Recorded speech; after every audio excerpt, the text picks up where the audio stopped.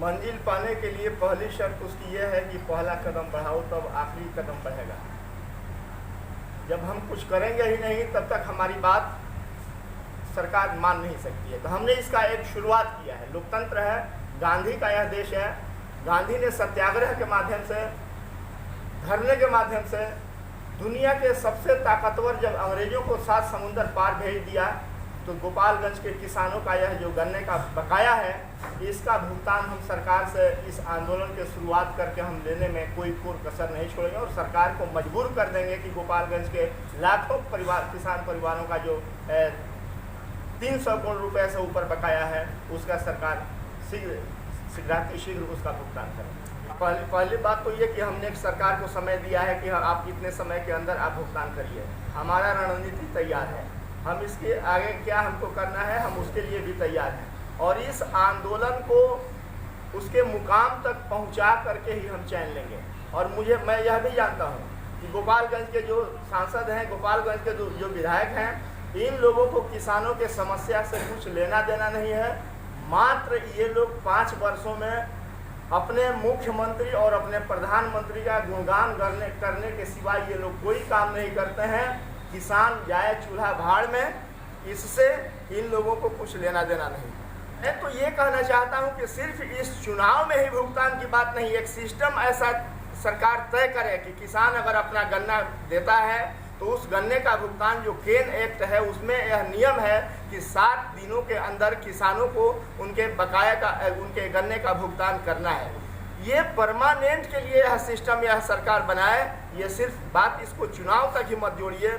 और यदि नीतीश कुमार के नियत में अगर साफ गोई है तो नीतीश कुमार जी, आपसे मैं हाथ जोड़कर प्रार्थना करता हूँ, किसानों के तरफ से मैं प्रार्थना करता हूँ कि ये किसान इस देश के जान हैं, इस देश के अर्थव्यवस्था के रीढ़ हैं। अगर रीढ़ की हड्डी टूट जाएगी तो कोई भी व्यवस्था नहीं चल सकता है। इसलिए अगर सरकार को प्रदेश को बचाना है, देश को बचाना है, तो सबसे पहले किसानों को आप बचाइए, क्योंकि किसान इस देश का अन्नदाता है। किसान अपना खून पसीना लगा करके फसल दह जाए, फसल सूख जाए, उसके बाद भी अनवरत अपने कंधे पर कुदाल और हल लेकर के धरती के सीने को चीरने के लिए तैयार रहता है, ताकि हिंदुस्तान के लोगों को 2 जून की रोटी दे सकें। और जो हिंदुस्तान के 135 करोड़ लोगों को 2 जून के भोजन की व्यवस्था करता है, आज वो इतना अगर असहाय है, बेचारा है, लाचार है, तो यह किसी भी सरकार के लिए इससे शर्म की बात कोई नहीं हो सकती। गोपालगंज में गन्ना किसानों की जो हालत है इतनी भयावह है, और इसमें कसूरवार दूसरा कोई नहीं है। इसमें कसूरवार गोपालगंज के विधायक हैं। इनके लोग माफियाओं से मिले हुए हैं और ये गन्ने को खरीदते हैं कम भाव में, जैसे 310 रुपया क्विंटल गन्ना है, ये किसानों से 210 रुपये 220 रुपये क्विंटल गन्ना खरीदते हैं। सामान्य किसानों को पर्चियां नहीं मिलती हैं, लेकिन इन माफियाओं को पर्ची चली जाती है। किसान का भुगतान समय से नहीं होता है। अभी किसान त्राहिमाम कर रहा है, लेकिन इन माफियाओं का भुगतान हो चुका है। मैं तो नीतीश कुमार से कहना चाहता हूँ, जिला पदाधिकारी से मैं कहना चाहता हूँ, अगर जिला पदाधिकारी हमसे बात करें तो मैं नाम बताऊंगा जो विधायक से जुड़े हुए लोग हैं, जो करोड़ों रुपए के गन्ने एक सीजन में खरीदते हैं और उसको माफियागिरी वो करते हैं। और किसानों का शोषण सिर्फ इतना ही नहीं है।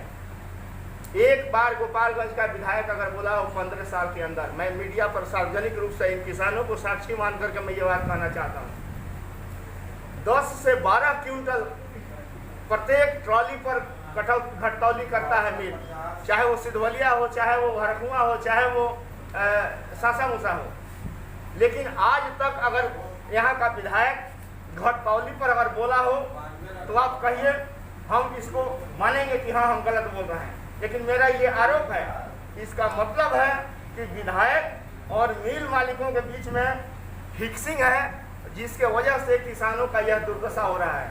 विधायक विधानसभा के अंदर उसके घर पर दारू का बोतल पकड़ा जाता है तो विधानसभा में प्रश्न उठाता है, प्रश्न करता है।